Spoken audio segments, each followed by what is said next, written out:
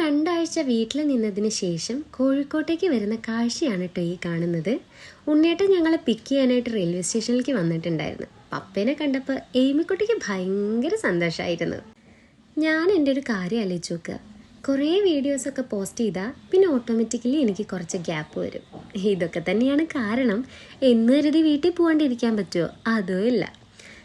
അങ്ങനെ ടൗണിൽ ഇറങ്ങിക്കഴിഞ്ഞു. ടൗണിൽ ഇറങ്ങിയ പിന്നെ എന്തെങ്കിലും കഴിച്ചില്ലെങ്കിൽ ഒരു സമാധാനം ഉണ്ടാവില്ല. അങ്ങനെ സ്ക്വയറിൻ്റെ അധികനൊക്കെ ഒന്ന് കറങ്ങി നമ്മൾ ഫുഡ് കഴിക്കാനായിട്ട് കയറി. ഇന്നുണ്ടല്ലോ ഇൻഫ്യൂസ്ഡ് ചിക്കൻ കഴിക്കണം എന്നായിരുന്നു ആക്ച്വലി എനിക്ക് ആഗ്രഹം ഉണ്ടായിരുന്നത്. ഇപ്പം റീൽസിലൊക്കെ ട്രെൻഡായിക്കൊണ്ടിരിക്കുന്ന ഒരു ഐറ്റം ആണല്ലോ. പിന്നെ ഒരിക്കൽ ആവാമെന്ന് ഉണ്ണേട്ടൻ പറഞ്ഞപ്പോൾ I M okay with that. എന്നാൽ പിന്നെ എന്തെങ്കിലും ഒരു ചിക്കൻ മതി എന്ന് പറഞ്ഞിട്ടാണ് നമ്മൾ ഈ ഒരു സ്പോട്ടിൽ കയറിയത്. അങ്ങനെ നല്ലൊരു ഫുഡായിരുന്നു കേട്ടോ. അതൊക്കെ കഴിച്ചതിന് ശേഷം നമ്മൾ കഫ്റ്റീരിയയിലോട്ടൊന്ന് പോയായിരുന്നു. 2 ആഴ്ചയ്ക്ക് ശേഷം ഞാൻ ഇന്ന് ആദ്യമായിട്ടാണ് കഫ്റ്റീരിയയിൽ വരുന്നത്. കഫ്റ്റീരിയയുടെ ഓപ്പണിംഗ് ടൈം ആയതുകൊണ്ട് തന്നെ വലിയ തിരക്കൊന്നും ഉണ്ടായിരുന്നില്ല. അതുകൊണ്ട് കുറച്ച് നേരം ഫ്രീ ആയിട്ട് നമുക്കവിടെ നിൽക്കാനായിട്ട് പറ്റി. നൻപൻ ഒറ്റയ്ക്ക് കിടന്ന് കഷ്ടപ്പെടുമായിരുന്നു കേട്ടോ.